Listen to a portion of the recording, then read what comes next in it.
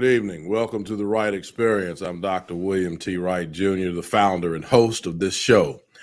Tonight, in the celebration of my 8th superintendent anniversary, I'm doing a special edition show tonight. This show is going to be a show in which I will attempt to answer some leadership questions that have been submitted to me over the past few days. Questions have come from various sources, some of our listeners, some family members, some fellow superintendents, and the like. So if you'll bear with me tonight, we're going to get going and try to answer as many of these questions as we can. And there are some tough ones, so you just have to bear with me tonight. A little bit about me and my time as a leader, school leader. This is indeed, as I just said, my 8th year as school superintendent.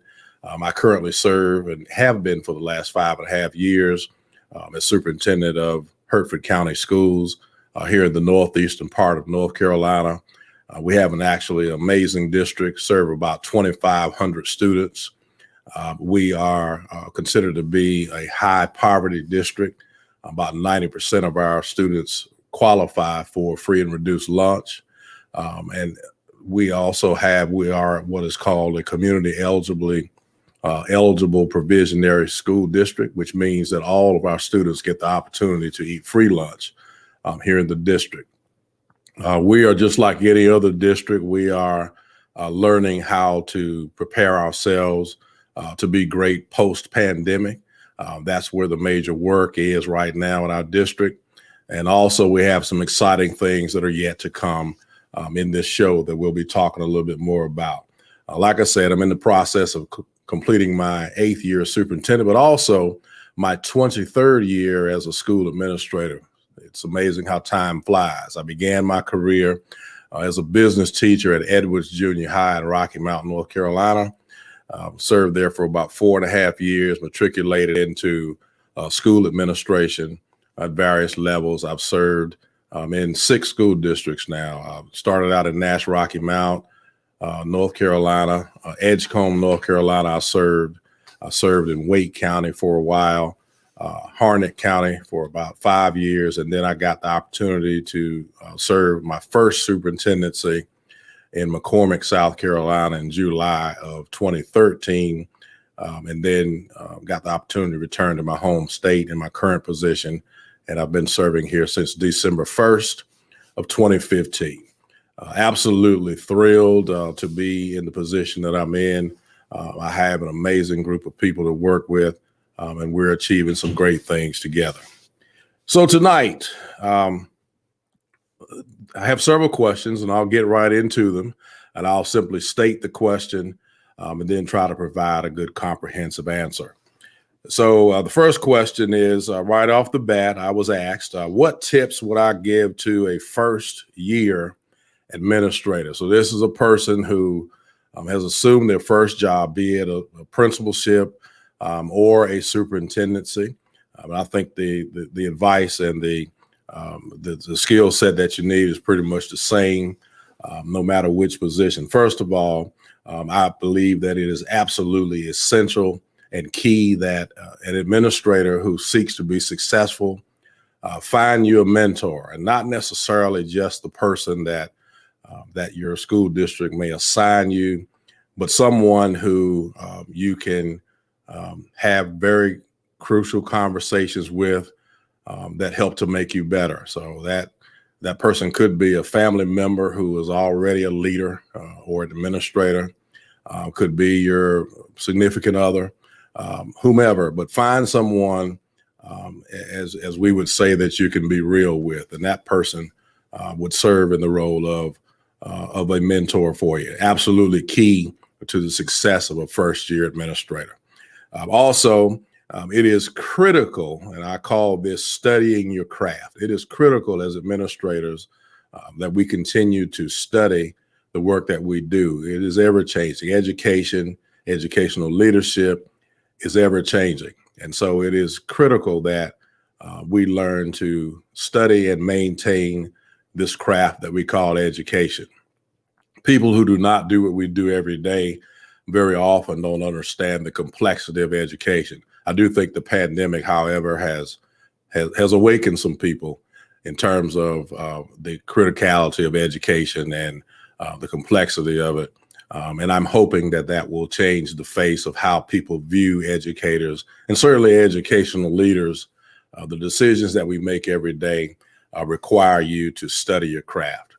Also, as a first-year administrator, please be loyal to those who have employed you, who lead you, making sure that that loyalty to those folks is not questioned. I'm not talking about changing your integrity or anything of that nature, but the loyalty to those whom you serve is absolutely critical.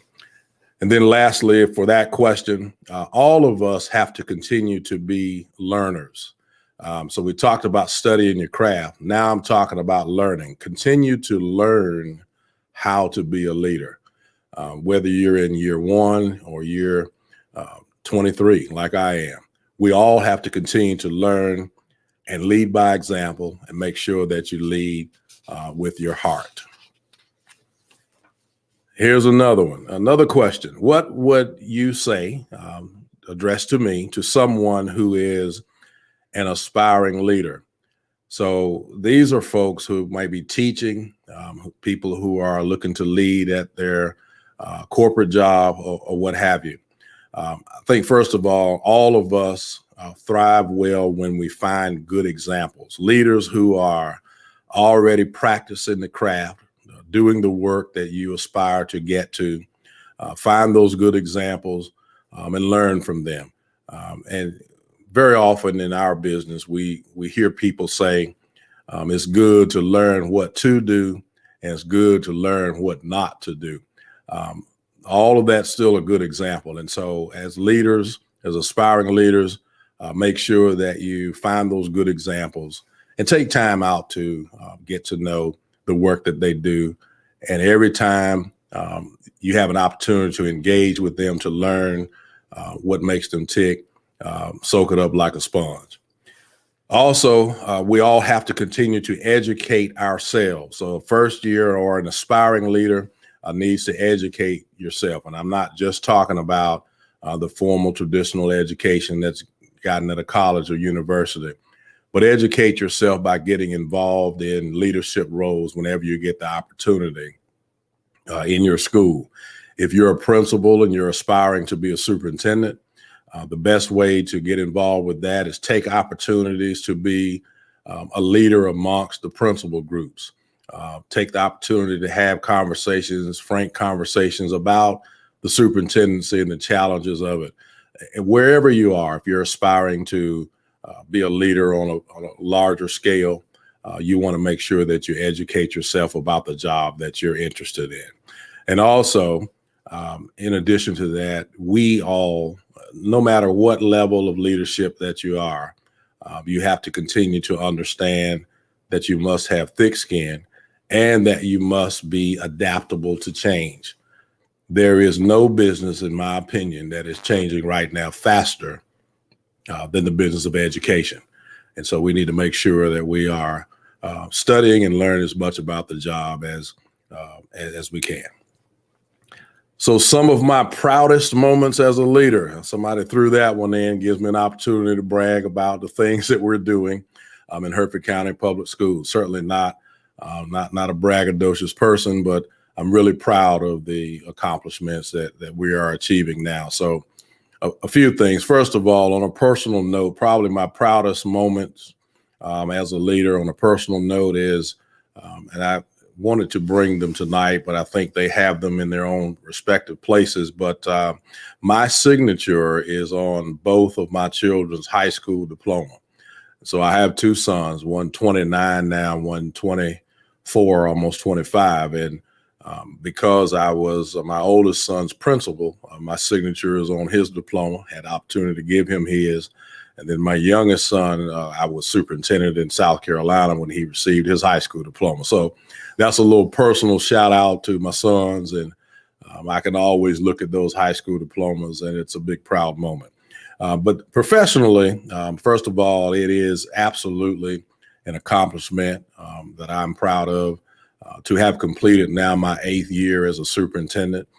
Here in Hertford County, I'm at 5.5 years, which makes me the longest serving superintendent in this district in about 30 years. So I'm certainly proud of that and grateful to my Board of Education for continuing to give me the opportunity to serve at that level. But also in terms of student achievement, this is another great point that is attributed to the awesome people that we have working in our district. In one school year, our school district, Hertford County Public Schools, was labeled as a low-performing school district. And in 1 year, we eliminated ourselves from that distinction through a lot of hard work and determination from our staff. That is certainly an accomplishment that I'm very proud of. During that elimination, we had one school in 1 year that improved about 10 percentage points in proficiency, which is close to being historic, and another one that improved 15 percentage points, which we learned was historic, and that happened right here in little old Hertford County. So we're certainly proud of the academic achievements, and we're looking forward to returning to those strong academic achievements post-pandemic. Also, very soon, we're going to be opening a brand new Ahoskie Elementary School. That school will be replacing a school that is 67 years old. So it's certainly time for a new building. Very near where I live and work. We are building and erecting, finishing up a 55,000 square foot building, which will also include an auditorium in it that will seat close to 500 people. We're absolutely excited about it. The auditorium, first of all, will be one of the only ones here in our county, which will serve, of course, our school district as a whole, but also our community. And we're excited about that new school opening up that will serve students in our county for many years to come. I'm very proud of that fact because fortunately, under my leadership, I was able to see that project from the very beginning, for the very selection of architects, stakeholder committee, right up to the very end, and just very proud of the work that we've done collectively to make that happen with the help of county commissioners, Board of Education, the state of North Carolina, just everybody who's pulled together to do what's right for kids and getting that school done. And also, I'm also very proud of the fact that this will be the last one that I'll talk about right now. In both of the school districts in which I've served as superintendent, we've been able to implement something called Advanced Teacher Roles Program. So basically, for the lay people, Advanced Teacher Role Programs give teachers the opportunity to assume leadership roles without leaving the classroom. Here in North Carolina, that is called many different things, but we use the program called Opportunity Culture, which is done through a company called Public Impact. And conceptually, we have teacher leaders who also maintain the opportunity of teaching class loads, partial class loads, but they also serve as instructional leaders for their peers. And we all know that all of us in life, whether I'm working in manufacturing or banking or in education, we learn best from those who we work with every day. And so we see Opportunity Culture, Advanced Teacher Roles programs as an opportunity for teachers to learn from their peers. So we're excited about that. We're in the second year of implementation here in Hertford County Public Schools. Also in my previous district, the program was called TAP, Teacher Advancement Program. And these teachers are paid stipends to assume these extra responsibilities. So it's a way also of providing better incomes for teachers. But in addition to that, it provides some awesome leadership for new teachers and for even teachers that are veterans to sharpen their craft. And so we're proud of the fact that we have been able to implement those programs in both of the districts that I've served as superintendent. So the next question that I have here is, what has been the largest challenge of my superintendency? And I had to kind of dig deep for this one. Obviously, everyone talks about navigating COVID and the challenges of that. And I think all of us, every superintendent in the nation probably would tell you that that's been the biggest challenge throughout our career. But I want to point to another fact that I also think was a challenge for us. Not necessarily a challenge in a negative way, but just a challenge to make the decision to do something different. And so a few years ago, Hertford County Middle School, which is our comprehensive middle school here in the district, used to serve 7th and 8th grade children. And at that time, the district was not performing well. The school was not performing well academically. And so, against the suggestion of some, we made a decision to move the 6th grade also to that building for two reasons. One is we had a severely under capacity building that needed children in it, but also to gain traction on the true middle school concept. So we reverted the Hertford County Middle School to a true middle school concept, giving students 3 years to work and be a part of the middle school concept, which if you look at puberty studies and child growth studies and things of that nature, there's a lot of research that talks about the middle school and how it should be set up and how it should be structured and so forth. So making the move with the 6th grade being added to Hertford County Middle School a few years ago, we have that school now is not labeled anymore as a low performing school. In the 1920 school year, 18-19 school year, in fact, which was the last year that accountability data was tracked, that school, in fact, met what is called exceeded growth status. So the school grew from an F school to now it is a school where students achieve exceeded growth at a rate that is recognized by the state of North Carolina. And I believe that is because we have developed and created a true middle school concept at Hertford County Middle School. So in terms of a challenge, it was a challenge to make that decision, not really knowing exactly how it would work out. But on the other end, we're certainly proud of the progress that school, as well as all of our schools, have made. All right, let's move on. Post-pandemic plans. I got a question about post-pandemic plans and what exactly we would be doing. So in Hertford County Public Schools this summer, just like many districts, all districts actually across the state, we have implemented a summer academy. Each school is calling it something a little bit different. At the high schools, there's credit recovery, there are enrichment programs, things of that nature going on. But across the district, out of about 2,500 students, as I stated earlier, we actually have about 1,000 students that are enrolled in some form of summer academy program. So we're really proud of that because it is voluntary. It's not mandatory for students. However, many of our families are engaging in the opportunity to have summer academy. In fact, our summer academy numbers are actually larger than our end of school numbers for Plan A. So we're also proud of the fact that our families trust the work that we're doing and the fact that we're keeping our students safe and are indeed bringing and allowing our students to come back to school. So very proud of that. Also, we plan to continue to harp on the fact that we need to increase our mental health support for our students as they're returning and staff.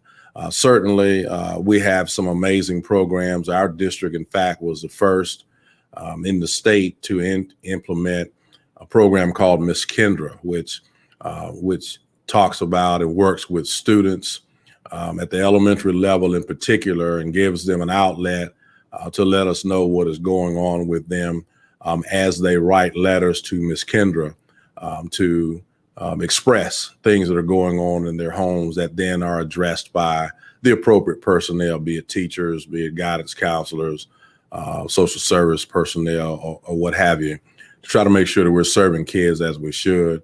Also, most districts in the state have a Say Something, See Something app that is set up to give children an opportunity to let us know what's going on as well, again, so that we can serve them properly. So we're going to continue to work with our students as they're returning in our building to make sure that, first of all, and first and foremost, that they're safe.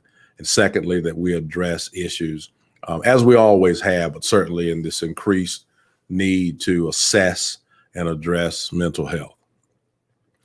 Also, as I said, there's an ongoing assessment of student progress and increased emphasis on such. We know here in Hertford County and in many districts across the state that we're going to see a little bit of a slide academically based on what we've experienced the last 15 months or so. We also know that that is going to require us to have an increased emphasis on fixing that. And so we're going to do that through opportunity culture, as I've mentioned, having more boots on the ground in terms of improving instruction, but also through individualizing instruction for students to catch them up by assessing where they are and where they need to go. And so we're excited about that and looking forward to our students continuing to achieve as we're all in for learning. So got some questions that are a little bit longer in depth, and we'll kind of set these next couple of questions up and then seek to answer them. So here's the next one. What would be the incentive for a student to major in education? The pay will not allow them to live comfortably or pay their bills because their salaries are not good at all. So here are the facts, ladies and gentlemen. Entry-level teachers, first of all, a bachelor's level teacher out of school, first year makes about $35,000 a year. Now, while that might sound like a decent salary, here's the reality. That equates to about $2,000 after taxes per month. So out of that, we've got to find a place to live. We've got to have a car payment, a vehicle to drive. We've got to feed ourselves. And in most cases, teachers nowadays particularly have student loans. And also in addition to that, we now require most people, unless they are education majors, to have to go back to school to get more schooling in order to clear licenses. There are tests that have to take, and all of this costs money. So in order for us to really move forward, people don't like to talk about this. This is not necessarily popular, but it is essential that we look at raising teacher pay. I know those are three bad words in some places, but raising teacher pay is absolutely essential. When a teacher nowadays with a bachelor's degree, an aspiring teacher, now can make just as much money working at a department store, working as a manager at a cell phone business, or et cetera, then that is tough competition for us to overcome for the most important profession, maybe save healthcare in our world right now. Without educators, you all know that we cease to exist and learn and become all that we can be. If you just look at the people that we impact and the success that they have, it's because of good educators. So I asked if I can campaign a minute for teachers. Please do all that you can to get people to look at teacher pay. Here's another example. Years ago, when teachers in the state of North Carolina, when we hired teachers, those of us that were administrators would encourage teachers to go back to school and get their master's degree. And now you're talking about a teacher with a master's degree. Well, now in the state of North Carolina, because of some legislation a few years ago, teachers do not, let me repeat that, teachers do not receive additional pay for obtaining a master's degree if they stay in the classroom. That needs to be fixed, ladies and gentlemen, because that will retain quality people in our district. Just a simple fix. If the General Assembly will go back and restore master's pay for teachers, that will be a great help for us. Also, opportunity culture and programs like that do help teachers who assume leadership roles through stipend amounts. And so that is also a way of ensuring that we continue to have quality teachers in the classroom. Because many folks these days and times, ladies and gentlemen, to be honest with you, they come in, they get some educational training, hopefully get a clear license, and then they go on to greener pastures. No one can blame them for that. That's why we need to have teacher pay looked at and addressed. Here's another question. I'm sure it is challenging, but what are some things you do to make it comparable for students in a district like yours to learn at the same level as high-income districts? Larger, more affluent districts have more access to resources. There's never been a time where we've learned more about that than during this during the COVID-19 pandemic. When we all were given the opportunity, if you want to call it that, to move to virtual learning, we all of a sudden learned here in Hertford County that over 50% of our students had limited or no access to connectivity to the internet. And so because of that, we had a struggle. For our district, we made it happen really quickly, but we had to engage in this concept called blended learning. And we've been talking about blended learning in all across America for many years, but to be thrust into it in a matter of weeks was a challenge.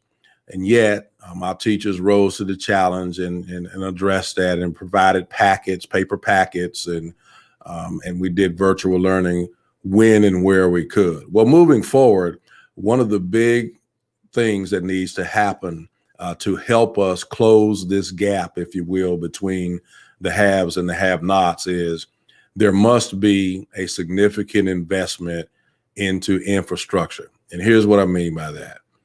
Here in Hertford County, I live in the town of Ahoskie. We've got pretty good internet service here. But if I leave where I'm sitting, get in my vehicle, and I drive 5 miles in either direction, north, south, east, or west, I lose connectivity. Well, if I'm losing connectivity with a cell phone, a good charged up cell phone, certainly that means that we've got some gaps in connectivity in homes and in the remote areas of our county throughout. That has to be fixed. If we're going to truly close the gap and give everyone equal access, connectivity is a large part of that.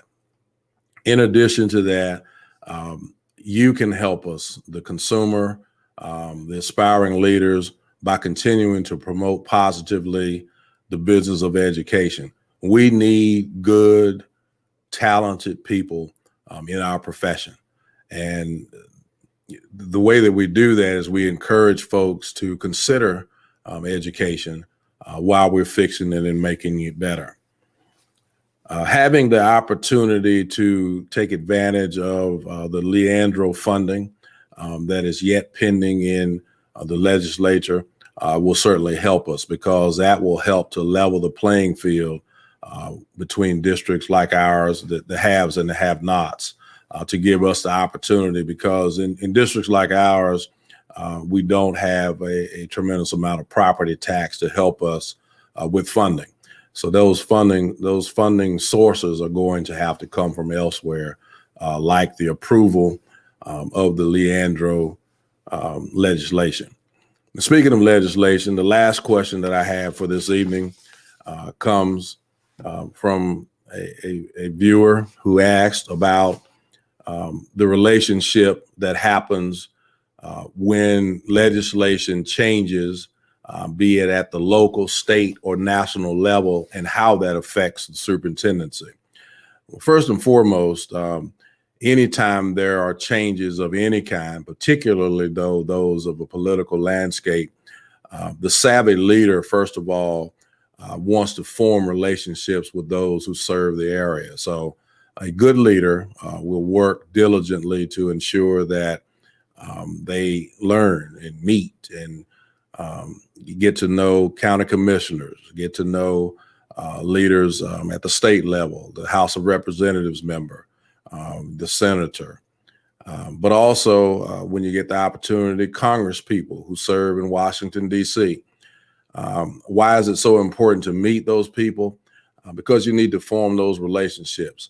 All school districts need politicians to help fight for public schools and public school existence and public school success. And so that's done by forming and maintaining good relationships. And good leaders, whether they are at the school level as principals, whether they're at the school district level, assistant superintendent, even teachers. Every time you get the opportunity to engage and interact with political leaders, that is essential. And then when those leaders change, even if they are not necessarily pro-public school people, we still have to work diligently to formulate and continue those relationships. Through doing that, we end up with a better public school district and public school community. There is no, in my opinion, as an educator, as a professional educator, but also as a citizen, there is absolutely no investment that is any more important than the public school. We should never forget that.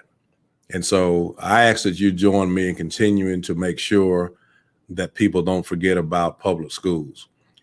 If we don't believe that a teacher is important, let's just examine the last 15 months and the work that teachers have had to do and the work that we've had to do as a community to help teachers do the work that they do.